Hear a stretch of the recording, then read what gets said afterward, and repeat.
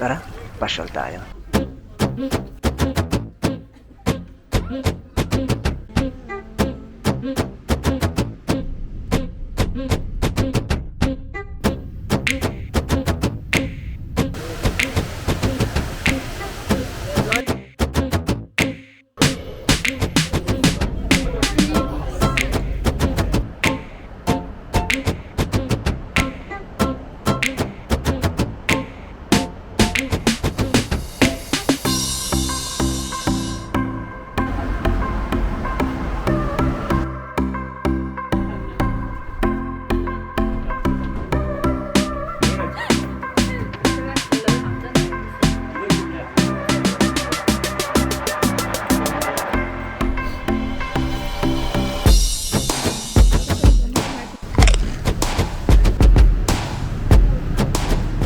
So, almost 1 AM, nandun na kami sa airport para maaga sa immigration.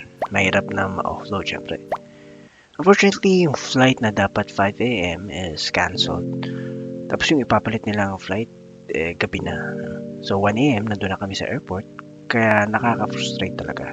Tapos may mga schedule din kami gagawin. So, need namin mag-adjust. No choice eh. So, nag-book ako ng second flight which is 9 AM. Ending lang, maghihintay kami ng matagal which is mga 8 hours. So, yun. Tulog muna. And sa kasamang palad, medyo mapapagastos ka kasi ang price pa naman sa airport, iba.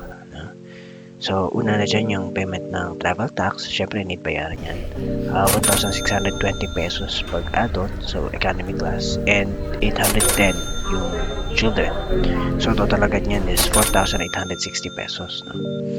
Wala pa dyan yung almusal, yung mga tinapay, yung kape, yung pagkain ng mga bata. So, expected ko naman na mahihirapan ako sa first vacation namin as family, pero di ko lang expected na talagang minalas first week.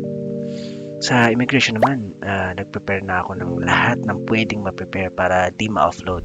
Pero tama nga sabi ng iba na pagkasama mo family mo at may bata, mas mabilis. Hindi ko nga pa-send yung mga documents eh. Pagtanong sa akin ng kailan ang balik, tapos na, okay na kami. Lahat, yung e-travel, tapos na din, libre naman yun. So, eventually, nakasakay naman din kami. Pero next time talaga, need mo magbaon ng something para pag may mga ganitong aberya, prepared ka.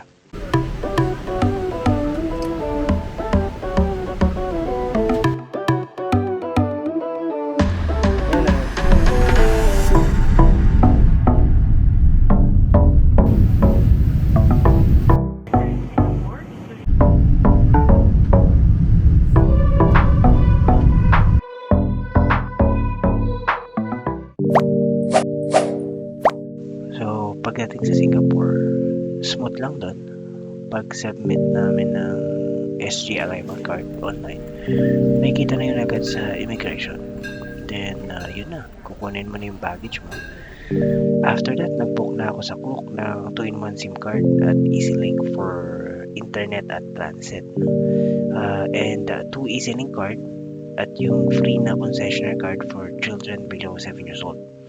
Pumila pa ako sa redemption area for that SIM card. Tapos bumili na lang ako ng 2 EasyLink card sa Simply GoPut and also for the concessionaire card sa Terminal 2. Papakita nyo lang yung passport ng anak nyo na below 7 years old para at least libre yung sakay niya. Tapos yun na, check nyo yung next video para sa mga huwag nyong gagawin para sa day 1 ng Singapore Terminal.